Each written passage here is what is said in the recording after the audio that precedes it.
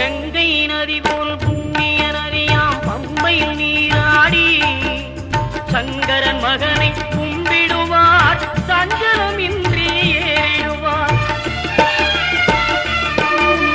நீலிமலை ஏற்றம் சிவபாலனும் ஏற்றிடுவார். காலமெல்லாம் நமக்கே அருள்காவலனாயிருப்பார். தேகபலம் தா பாதபலம் தா தேகபலம் தா பாதபலம் தா தேகபலம் தா என்றார்.